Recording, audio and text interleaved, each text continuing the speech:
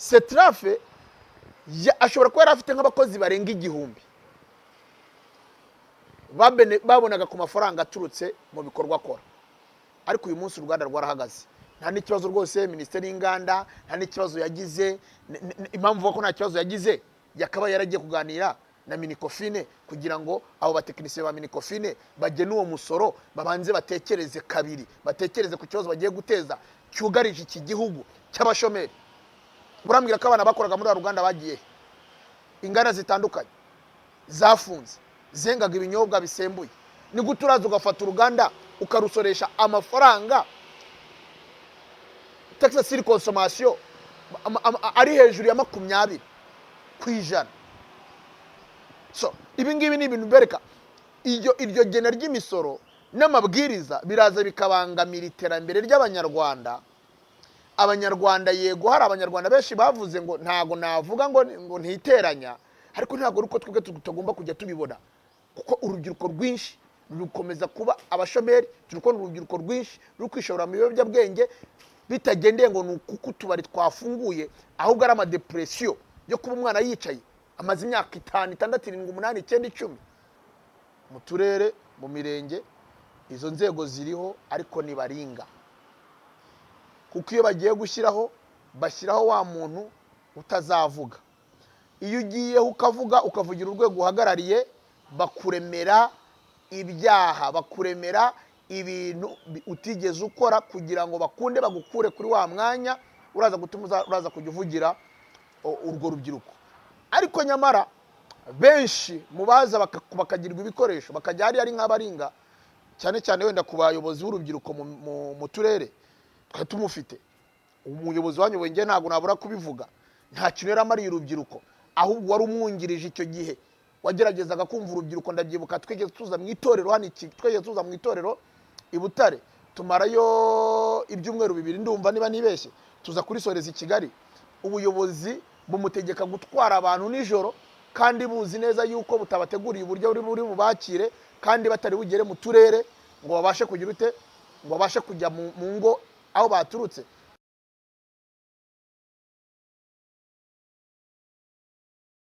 Kongeye kubasuza mwese mukurikirana ibiganiro byacu kuri Saga Rwanda TV.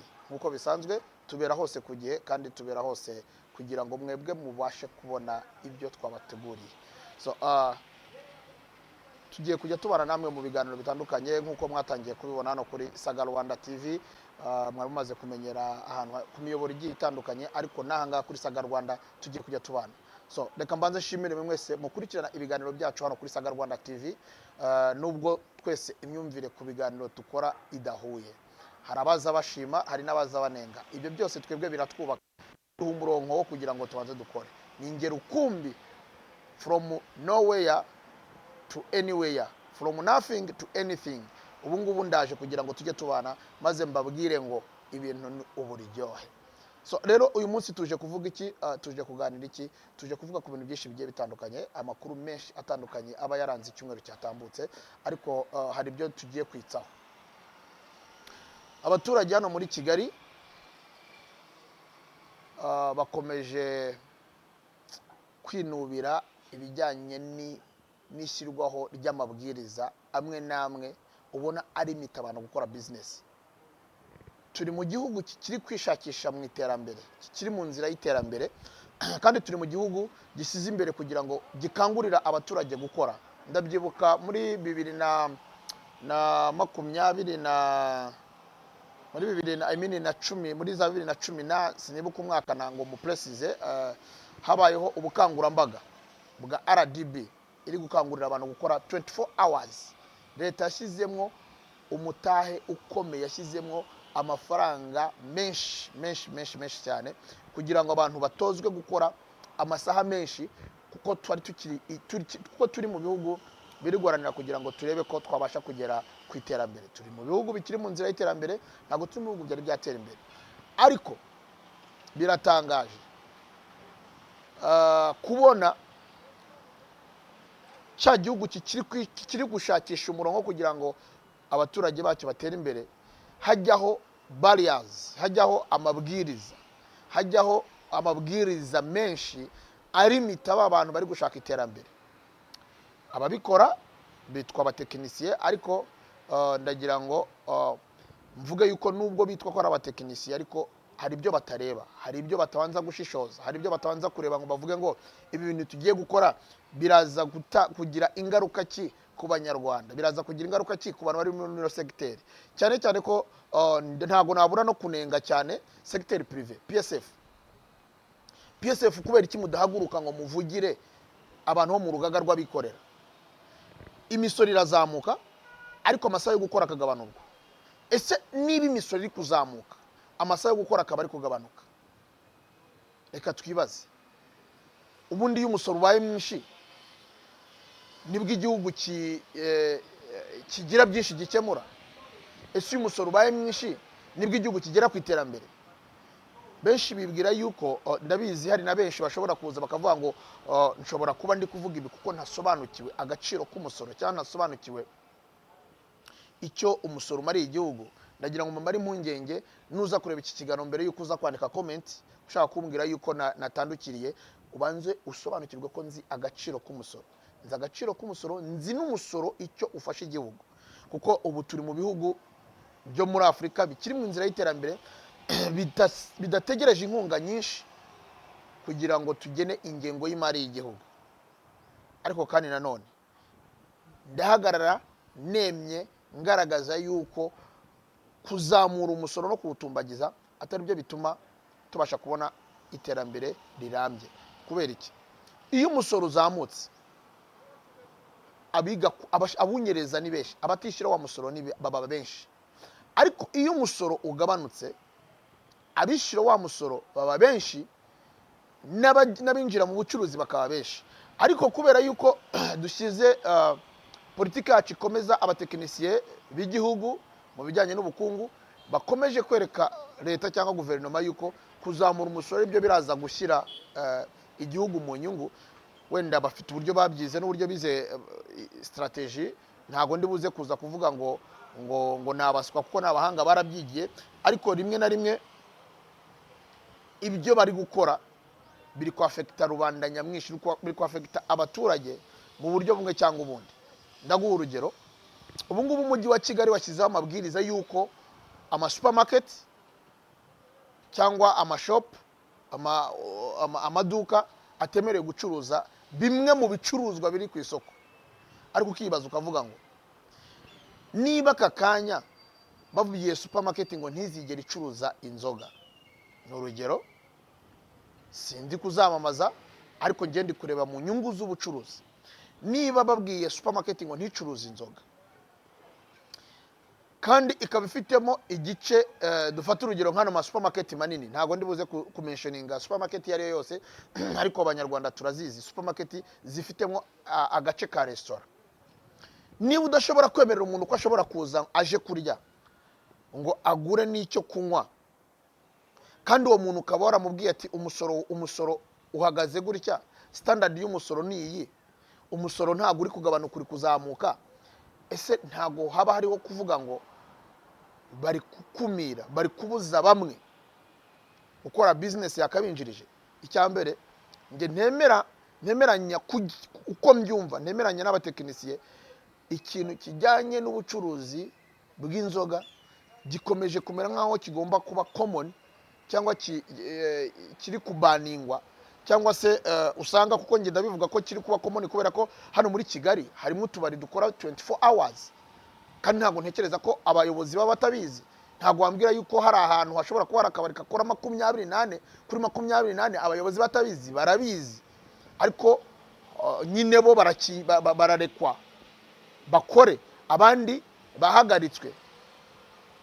Ibi ntanemera, kuko niba igihugu cyarafashe umwanya kigatanga amafaranga kigategura ingengo y'imari yo kuvuga ngo tugiye kwigisha abaturage bacu gukora 24 hours, warangiza umaze gusohora ayo mafaranga yose nk'ikigo nka RGB ukongera ugashyigikira politiki yo kuvuga ngo utubari nidufunge saa 7, okay, reka turebe ubundi ko bimwe mu bintu nikurikiranira umuyobozi w'umujyi wa Kigali cyangwa inzego zitandukanye ziri kuvuga ku bintu bijyanye n'amabwiriza yo guhagarika utubari ngo tujye dufunga mu gihe cy'imibyizi saa 7, mu gihe cya weekend saa 8 niba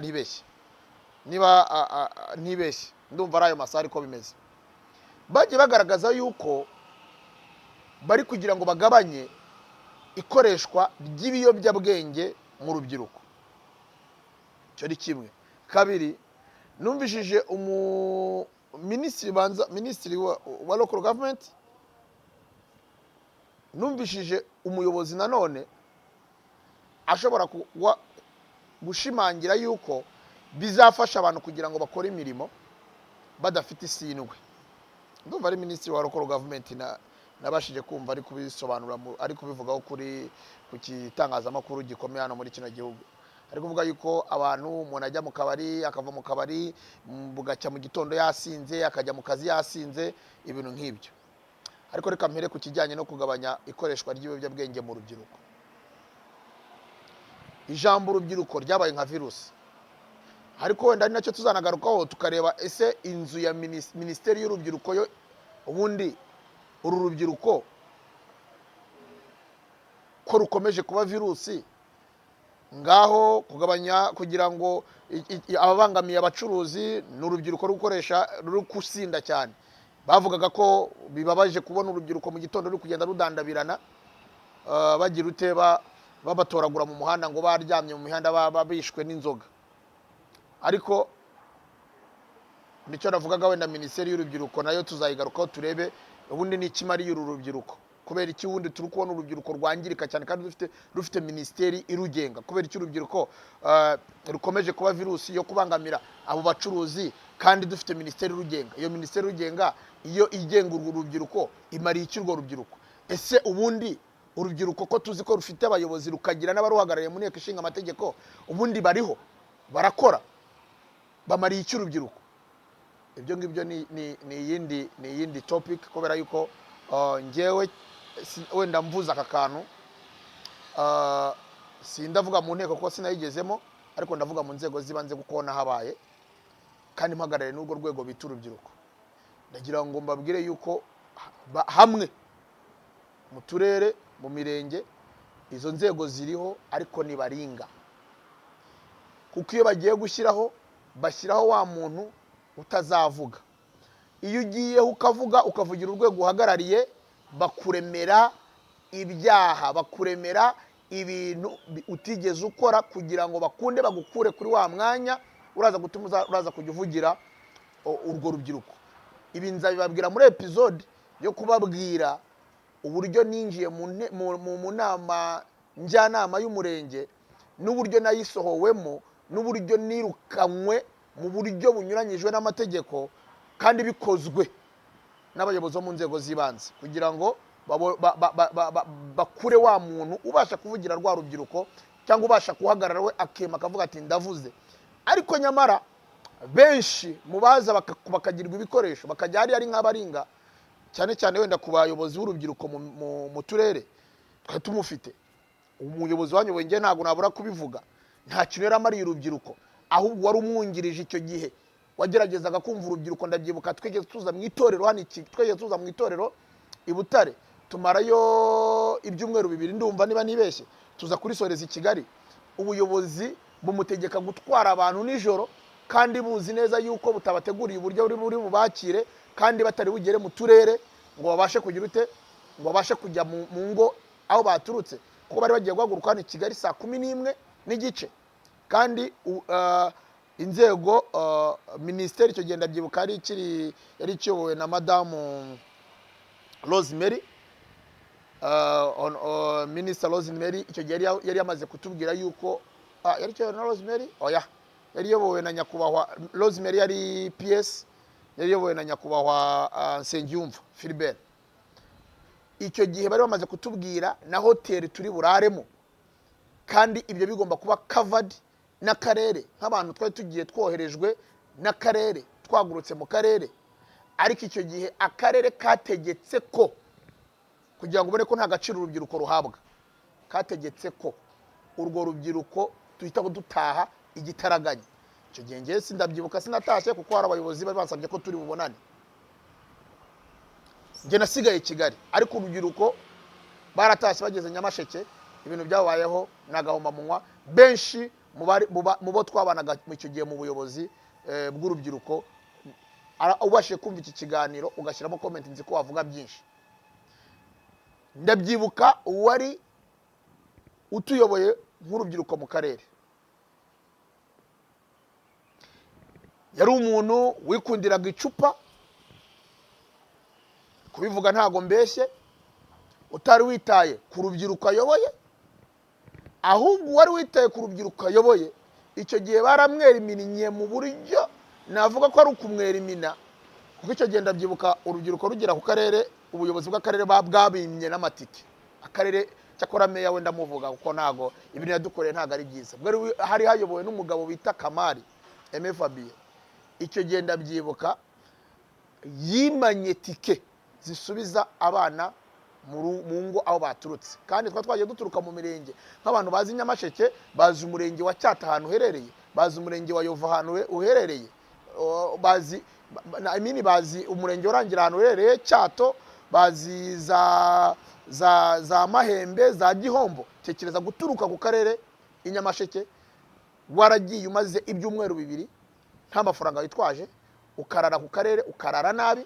Icyo gihe barara batariye, bavuye hano i Kigali. Tugenda byibuka iyo bahuje urubyiruko kuriya, baduhereza akabuwate karimwo akablete kamwe, tunyobwa dukeya ku rushyi two guhekenya, ndetse na ntuza n'akagati na fanta imwe. Ibyo ntabwo ari ibiryo wiriwe muri stade utariye, ntabwo ari ibiryo wakora urugendo rw'amasaha 7 8 ngo ubundi ugere ahantu usange nta kintu cyo kurya gihari, ubundi bakuryamishe babarazi mu gisare mucucitse ahantu runaka. Ibintu Kamari yakoreye urubyiruko icyo gihe ntabwo nzabyibagirwa. Abima amatiki. Icyo nashaka kuvuga rero, kuko ntabwo ariyo topic nashaka kuvuga, nashaka kugira ngo tuze kugaruka mu kiganiro. Abima amatiki icyo gihe ndabyibuka, wari umuyobozi w'urubyiruko yahise akasiga urubyiruko aho ngaho arigendera, kuko nta kintu yavugaga. Iyo bavugaga ibintu byose yarazaga akavuga ati yego. Ntabwo yashoboraga kuvuga ati ariko nubwo bimeze gutya urubyiruko mutekereze yuko rubangamiwe, yazaga ari yego mwidishyi. Ariko ndabyibuka witwaga Nakata, ntago namwibagirwa kuko yabaye umugabo nkundifura. Nakata yaje guhagarara we ubwe abikuza amafaranga kuri konti. Ntekereza ko ayo mafaranga ashobora kuba ataranayasubijwe.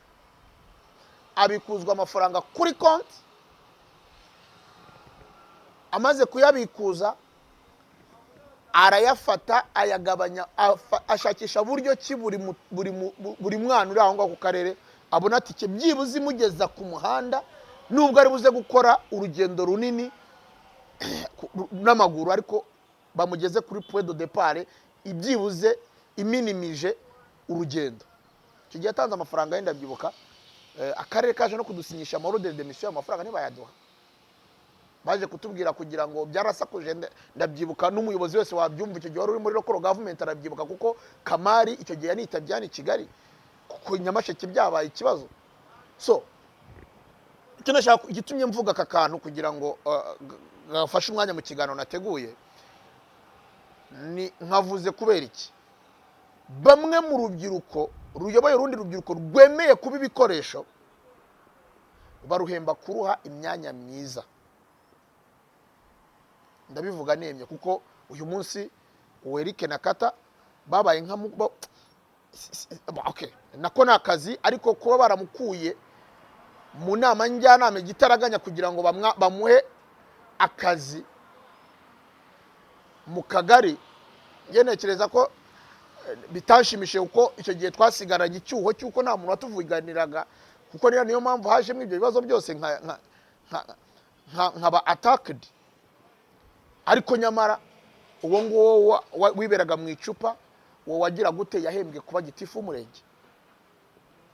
Yarazamuwe agirwa gitifu umurenge rwose, ndetse n'uyu munsi banza kiba mu nama njyanama y'akarere. Ndumva yari yamamaje n'ubwashize yaragarutse mu nama njyanama y'akarere.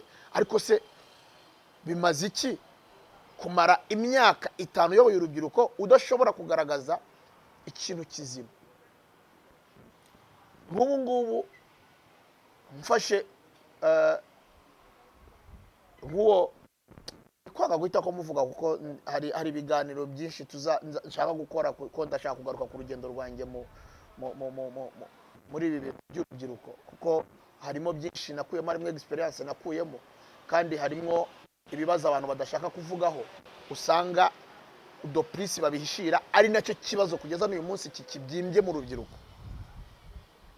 Ariko aho ari umumubajije ngo ni iki yagejeje ku rubyiruko rwa Nyamasheke, ntekereza ko nta kintu yabona. So anyway, reka twikomereze. Narindi kuvuga ku bintu bijyanye no kuba urubyiruko rwabaye virusi hano, ikintu cyose kibaye bari kugira ngo barengere urubyiruko, ariko urwo rubyiruko ubundi kuki rutigishwa kugira ngo ruhinduke, rukareka kubangamira izo business z'abantu. Kuko ngewe abatekinisiye bahisemo kuvuga ngo bajye bagarika business z'abantu bacuruza amahotel n'utubari ngo saa 6 z'ijoro cyangwa saa 7 z'ijoro, ngo kubera ko urubyiruko rukicwa n'ibiyobyabwenge n'inzoga. Nge ntago ntekereza ko izi saa za saa 7 zaje gukura icyo kibazo. Ubu ngubu nge nshobora kubaza umuntu umwe ku bantu badukurikiye nkamubaza ngo mu by'ukuri guhagarikwa cyangwa gushyira ibwiriza rihagarika business z'abantu saa 7 byafashije urubyiruko kururinda kwangirika? Hari ikintu byafashije urubyiruko? Ngewe igisubizo cyanjye ahubwo byahaye urubyiruko uburyo bwo kwangirika neza. Kuko dufite urubyiruko uyu munsi ruri kujya mu bintu bita ngo ni house party. Ayo house party ari kwangiza urubyiruko kurusha uko urubyiruko rwajyaga mu kabari rukanywa rugataha. Icyo ni kimwe. Kabiri, no twagiye tubona amarorerwa, twagiye tubona abana b'abakobwa bari gukora amahano n'amacupa ya za Heineken. Gatatu, uyu munsi ntago aribwo turi kubona igabanuka ry'ikoreshwa ry'ibiyobyabwenge, kuko nta statistique bari batwereka. Nge ndabona wenda bazayidusharinge igaragaza proof y'uburyo ikoreshwa ry'ibiyobyabwenge mu rubyiruko ryagabanutse kuva ku kigero runaka cyangwa kugera ku kindi. Kuko ngewe ibi ngibi impamvu ntemeranya nabyo nuko kuba tubari twarakoraga 24 hours, igihugu gifite security twubaha, igihugu gifite umutekano nk'u Rwanda, icyambere ntabwo tutubari twendaga kuza kubuza umutekano igihugu. Cyo ni kimwe cyo rwose nta n'uwakivuga. Kabiri, igikurikiyeho, ntabwo nemera yuko gushyiraho conditions zo kuvuga ngo utubari, erega kudufunga ni kimwe no kuvuga ngo utwo tubari turaza urwo rubyiruko ruraza kuba sekirize ku buryo rutaraza gukomeza gukoresha ibiyobyabwenge ni ikindi. Kuko impamvu nge fact natanga muri COVID-19 mu 2022 inganda zose zenga ibi bisindisha nibwo zatangaje ko zungutse amafaranga menshi batari baregeze bunguka mu yindi myaka yose. Kubera iki? Kubera yuko izo nzoga zanywerwaga mu rugo, kandi noneho hakanyobwa nyinshi. Kuzinywera mu rugo byatumye banywa nyinshi zirenze izo banywaga bari mu tubari. So niba uri gucyura abantu saa 7, ari ushwa ubundi abo bantu barataha bakajya mu rugo? Icyo ni kimwe. Kabiri, niba uru rubyiruko twaragiye twabona muzu tubari bafunze za Remera, tubari twarimo nk'abantu babyina bambaye ubusa, abari barimo n'urubyiruko, abafatiwemo icyo gihe umubare nyamwinshi wari urubyiruko. Abo bantu bagafatwa bagafatirwa ahantu nk'aho ngaho. Ntago ntekereza yuko biriya bintu byabaye n'ubundi muri cya gihe utubari bari baramaze gushyira ngo bafunga saa 6 z'ijoro na saa 7. Niba nanone twaragiye tubona urubyiruko, abana b'abakobwa bakora amarorerwa bari kwikamera, ntago kiriya biriya bintu tweze tubibona mu gihe twari dufite urubyiruko mu gihe twari dufite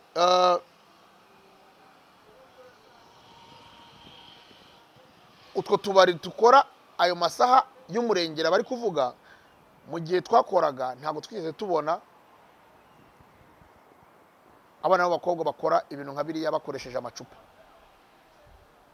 kuko wenda bafataga uwo mwanya ariko se bakoze biriya bintu atari ibiyobyabwenge bafashe, noneho bafashe byinshi kubera ko bari mu rugo bakabona n'umwanya wo kujya gukora ibyo bintu by'amahano. Ngewe ndagira ngo ntago ndi kugira ngo nze kurwanya amabwiriza ya leta cyangwa, ariko nge ndagaragaza yuko ibi bintu bitari bikwiye, kubera yuko nta kintu byagabanyije kuri ibyo bintu bavuga by'ikoreshwa by'ibiyobyabwenge mu rubyiruko. Icyo ni kimwe. Kabiri, umuyobozi umwe yaravuze ngo ni ukugabanya abantu ngo bajya mu kazi basinze, ariko ubundi ni ukubera iki murwana kuri abo bantu? Ntekereza ko aho ngaho noneho ntabwo bavuze urubyiruko. Ubundi abo bantu bajya mu kazi basinze kubera iki mubarwanaho mukajya guhagarika bizinesi z'abantu? Yaje mu kazi yasinze ukamuha ibaruwa imwihanangiriza imwe ebyiri eshatu ukamwirukana, ko dufite abashomeri benshi, tukagira abandi noneho tukagira dufite abashomeri batanywa izo nzoga. Mwabaretse bakaza muri ako kazi, abo bari kunywa izo nzoga, bari kwiyahuza izo nzoga, bakica akazi, bakirukana. Ndabizi hari abantu batari buze kunyumva neza, ariko ni ukubera iki mushobora guhagarika bizinesi z'abantu? Ngo ni ukubera yuko hari abantu bajya mu kazi mu gitondo basinze. N'imibare y'abashomeri dufite muri iki gihugu, mwagakwiye kwiga uburyo bwo kureka abantu bagakora, ntimushyireho amabariyazi, kuko ibi birakabije. Niba ugiye kujya ku muturage wicingiye akabotike akavuga ati reka nshyiremo n'agacupa, wa musinzi utashye cyangwa wa muntu utashye, sinanamwita umusinzi kwanza, ndita umusinzi umuntu gute? Wa muntu witaye afite ye udashaka kujya kwicara mu kabari ku muhanda, azafate kamwe muri quartier akanywa ahite ko yitahira. Uwo muntu ukaba uri kumubuza gucuruza iryo cupa, ngo ntabwo umwemerera ngo gucuruza ngo inzoga ngo muri botike. Kubera icyo umubuza? Ese niba zifite mazicuruza umuntu utaha, kubera icyo urabuza umuntu ufite shopu, ufite supermarket gucuruza izo nzoga? Bitwaye iki? Bibangamiye iki? Nibanze mutwereke bibangamiye iki mwituze rya rubanda, ko uwo muntu nta kintu abangamiyeho, ko nta bantu baharwaniye, ko nta muntu wakomerekeje undi. Kubera iki mujya kubuza uwo muntu mwaye yabonye zuko ashobora kubona amafaranga kugira ngo abone ya misoro muri kumusaba? Ikibazo aha ngaha nababwiye, muri kuzamura imisoro ariko mukabuza abantu gukora, mukarimita abantu gukora. Nimureke abantu bakora. Hari imisoro iri hejuru, hari amahoro ari hejuru, kuko hano mu Rwanda niba ufashe umusoro ukawuzamura, Rwanda Revenue byose bibarizwa na Rwanda Revenue wenda n'ubundi, n'amahoro ukaza ugashyiraho ibishingwe, uri kuyazamura buri kanya, umutekano uri kuyazamura buri kanya. Ariko n'ibyo ngibyo ntanasobanukirwa, niba umuntu nshobora kwishyura amafaranga y'umutekano ariko nkaba ntashobora gutobonerwa botike, nkaba nishyura umuzamu uza kurinda botike yanjye kandi nishyura amafaranga y'umutekano. Icyo ni ikibazo, icyo ni ikibazo. Ariko noneho ninanarangiza n'ibyo byose, nyuma y'ibyo byose ungenera amasaha. Icya mbere ugenya amasaha yo gutaha, ugenya n'amasaha yo gutangira akazi. Niba ufashe umuntu ukamubwira ngo uzajya utangira akazi saa 10 ngo kandi ukarangize saa 6, ese uwo muntu kumurimo ise ngaho mugabanure n'imisoro, gira n'imisoro imwe n'imwe cyangwa amahoro urimita. Iyo ntago muyarimita, ahubwo yarazamuka. So ibi bintu ikindi ugasanga murashyiraho utuntu tw'udukondisiyo turi aho ngaho two kudisturbinga abo bantu bari gucuruza. Abo bantu bari gucuruza, the more mukomeza kubadisturbinga muri no kubaka imisoro, ntekereza yuko benshi, nk'urugero iyi business y'utubari, reka tugaruke mu gihombo n'ikibazo biteza muri societe ku bijyanye na financial, mu buryo buri financial tubihuze nabyo. Utu tubari tuba abenshi bakoramo n'urubyiruko rwize hospitality, barangiza kwiga hospitality, babona akazi muri utwo tubari ko gusavinga abantu bajemo. Uraje ushyizeho amasaha yo gukora, uravuze ngo gukora ni saa 10, gufunga akazi ni saa 6. Icya mbere, umukire washinze iyo business ntago abakozi akoresha ari buze kubagumana. Wowe uje mu mwambaro wa leta ugashyiraho ayo mabwiriza, uri guhembwa, abana babayeho neza nta n'ikibazo bafite, ariko ntutekereje wa mwana wa rubanda rugufi warangije kwiga amashuri ye akabura akazi, kandi wenda wowe abana bawe bari kwiga, bari no kujya kwiga i Burayi cyangwa muri Amerika, bakaza hano bakahita ko bahabwa akazi keza, cyangwa se niba batanabonye akazi hano mu Rwanda baragumaho muri Amerika, babone utuzaho muri Amerika. Ariko wa mwana wize, wa wundi wepfiriya kwa kafifi, warangije kwiga akabura akazi, akabikarangira aje gukora muri ka kabari, ushyizeho amabwiriza araza gusunika wa mu boss nawe kugabanya abakozi. Abo bakozi agabanyije bagiye kwicara. Ni rwa rubyiruko rero muraza kwirukankana naho narwo ku bana b'abari, niba yaravuye mu cyaro bikamucangira no muri Kigali, uraza gutangira kuvuga ngo ari kwicuruza, muwe muri kwirukanaho mbiri ngaho. Hari igihe njya negeze ntambuka, sige nkunda kubona umuntu wese namusaba uzakora urugendo utembere mu bice wenda bya Remera, unyuze hano Sonatube, uzamuka werekera Remera, umanuka hariya cya Mitsingi, urebe uburyo saa 7 imodoka ya polisi iba yirukankanaho n'abana b'abakobwa bari mu mihanda. Mubanze murebe ikintu gituma baza mu mihanda, kuko na kimwe mu kubura akazi nabyo birimo, kuko ngewe ntago nabura kubivuga. Niba umwana w'umukobwa yakoraga mu kabari akisanga nta kindi kintu ashobora gukora, warangiza kakabari ugashyiraho amasaha yo gukora, boss akamwirukana akamugabanya, agashakisha akazi akakabura, ntashoboye kujya gutera kaci nk'ababandi turi kubona b'abasore baza bagatera amakaci. Ntago wari bubikore, namba izo mbaraga ntaza afite, ntago ari buze gushobora. Nubwo bamwe ndi kubona nabo bari kwiga umuco w'ubwesikoro, ariko abenshi ntibabishoboye. So niba abandi bari buze kwerura nk'abo turi kuyatora bavuga ati ngewe niba mfite icyo nshobora gucuruza kikambeshaho, kukibumbuza kugikoresha. Ariko ikibazo na n'ubu ngenda ndacyatunga urutoki wa muntu wambuje mu mwambaro wa leta agashyiraho ibwiriza rigiye gutuma tubona abashomeri benshi biyongera ku bandi bashomeri. Wo kuri iki kiganiro umbwira utubaruzi twafunze, aba business bahagaritse izi business zo gucuruza muri hospitality, muri ibi bintu by'amabara. Ikibazo kijyanye nibyo navugaga bya uruganda rwa Cetraf. Uruganda rwa Cetraf ni rumwe mu nganda narinzi zenga ibinyobwa bisembuye hano mu Rwanda, ariko bifite abakozi benshi, kandi byari bifitiye n'abaturage umumaro, kuko umuturage wahingaga fiya yabaga azi yuko Trump azayimugurira. Ariko uyu munsi Cetraf yahagaze kubera iki? Kandi ibi bintu bikaba ukabona bamwe nka Minicom nta n'ikintu biyibwiye, Minisiteri y'Umurimo nta n'ikintu biyibwiye. Ariko se kuki ibi bintu batabona ko ari ikibazo? Niba uje uri umutekinisiye ukagena umusoro, ukabona umusoro, uwo musoro ugennye uhagaritse inganda zirenga 2-3 zari zifite abakozi bose hamwe uteranyije barenga 1000. Yego koko uri muri ministeri, uri guhembwa neza, nibyo navuze, abana bawe bari kurya, abana bawe bameze neza, abana bawe bari kwiga neza, ariko se kuki utari gutekereza abantu umusoro ugiye gushyiraho politiki iyo nk'umutekinisiye ikintu ugiye gukora, kuki utari gutekereza ingaruka kigiye kugira ku bantu n'ingano y'abantu kigiye kugiraho? Kubera ko wowe nta kibazo ufite, ikintu uko cyahenda kose wakigura. Cetraf ashobora kuba afite nk'abakozi barenga 1000 babonaga ku mafaranga aturutse mu bikorwa akora, ariko uyu munsi uruganda rwarahagaze. Nta n'ikibazo rwose Minisiteri y'Inganda, nta n'ikibazo yagize.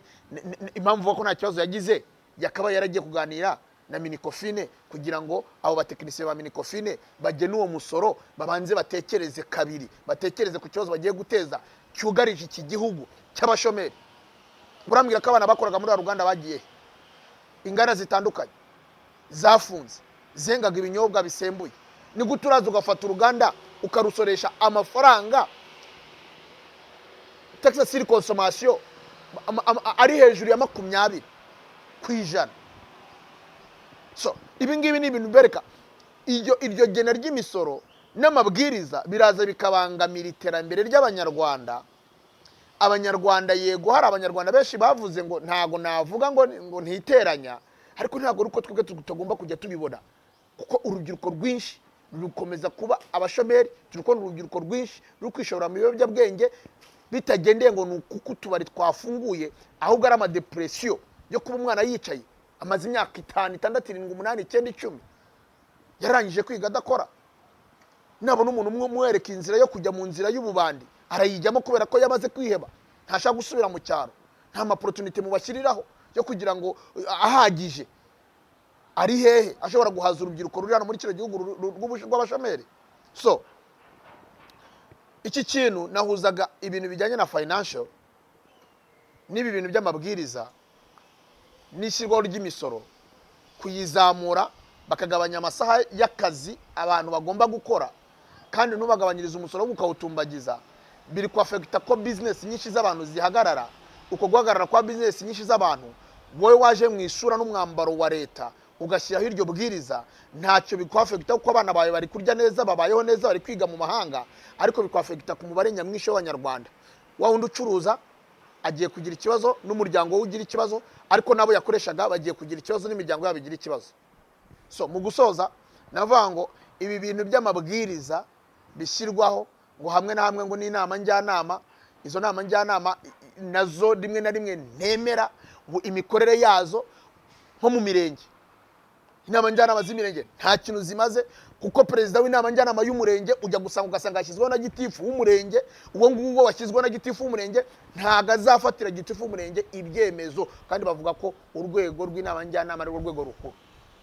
Ibyo ni ibintu nabonesheje amaso yanjye abiri ko nabaye mu nama njyanama y'umurenge wa Kanjongo. Perezida w'inama njyanama, executive w'umurenge razaga akatwambura ijambo mu nama njyanama, kandi perezida w'inama njyanama yicaye hari agaceceka.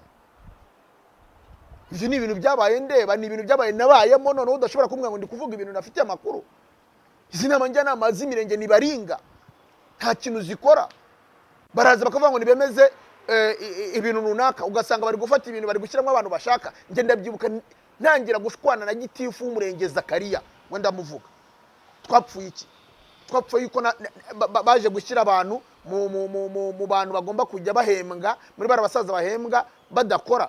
Hari umusaza bitaga Kaboyi, ni umusaza umva n'umwana navuga ko ari umuzukuru yareraga, wari ukiraho mu rugo, yari umwana we, ni umwana umugore we yari afite, yari yarahazanye, yari yarasuhutse.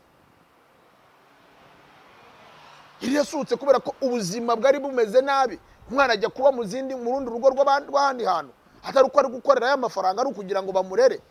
Ariko barangiza umuntu yavuga ati uyu musaza yakwiye kujya kuri uru rutonde, ugasanga bashyize abantu bafite imbaraga, ugasanga bashyize abantu ugashyiraho nk'umuntu ufite ibipimo by'ikawa ukibasha kujya gusoroma ikawa, uwo musaza nta samba agira ntaki. Ibyo bintu tukabipfa. Nicyo kintu gituma babwira ngo izo nama njyanama ni baringa z'imirenge.